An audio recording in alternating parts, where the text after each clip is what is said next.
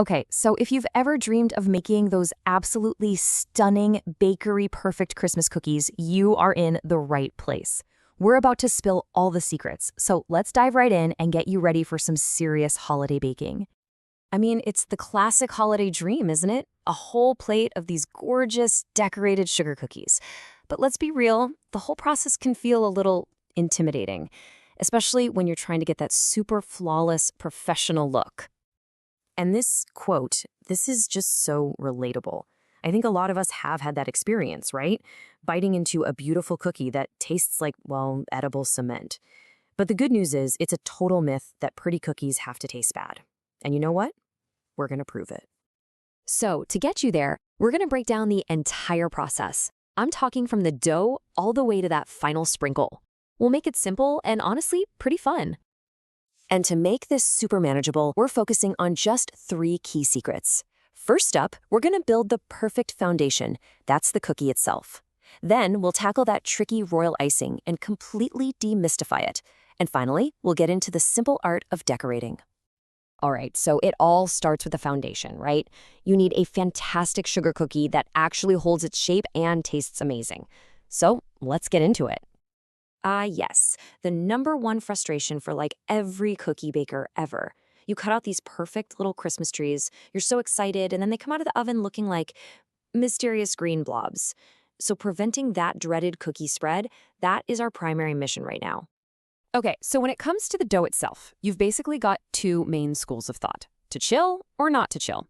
Chilling the dough is the classic way to go, and it's what's going to guarantee your cookies hold their shape. The why is actually pretty simple. It solidifies the butter again. See, cold butter melts way slower in the oven, which gives the cookie structure time to set before the fat has a chance to spread out. But look, if you're short on time, there are amazing no-chill recipes out there that let you bake right away. The trade-off? You might get a tiny bit more spread, but you gain a whole lot of speed. But you know, whichever dough you end up choosing, your technique is really key. You want to roll it to an even 1/4 inch thickness. That's super important. And always dip your cookie cutter in a little flour before each cut to prevent sticking. Oh, and here's a great pro tip. Try to bake similar sized cookies together on the same sheet. That helps them all cook evenly. And please, pull them out of the oven when the edges are just set, not brown. They'll finish firming up on that hot pan as they cool. Okay, let's do this. Let's tackle the part that scares most people away: royal icing.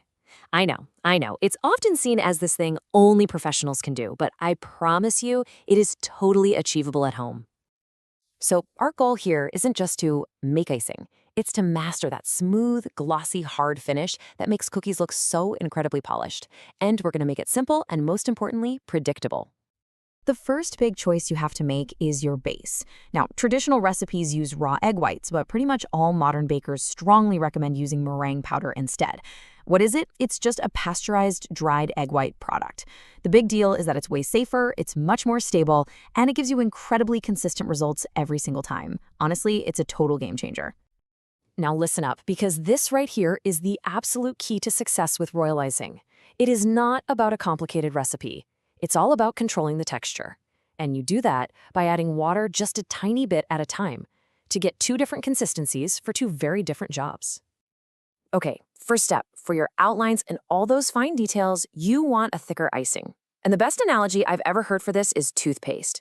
It needs to be thick enough to hold a nice, sharp line and create a border, but still soft enough that you can actually pipe it easily. Then, to fill in those outlines, you need a much thinner icing. This time, think of the consistency of shampoo, or maybe honey. It's got to be runny enough to spread out and level itself into a perfectly smooth surface, but not so watery that it's going to break through that toothpaste border you just made. And here are a few more essential pro tips. First, always use gel food coloring. The liquid kind will completely mess up that consistency you worked so hard to get. Also, remember that a tiny bit of gel goes a really long way, and the color will actually get darker as it dries. And maybe the most important tip of all, always keep any icing you're not using covered with a damp paper towel. I'm not kidding, it starts to dry out the second it hits the air. So, we have our perfect cookies, we have our perfect icing. Now it's time for the really fun part. Let's bring these cookies to life with some simple decorating techniques. This right here is the fundamental technique. It's called outline and flood. Step 1, grab your toothpaste icing and pipe a border right around the edge of the cookie. This basically creates a little dam. Step 2, now take your thinner shampoo icing and fill or flood the area inside that dam you just made. And finally, step 3, use a toothpick or what bakers call a scribe tool to just nudge that flood icing into all the corners and pop any little air bubbles. That's how you get that perfect glassy finish.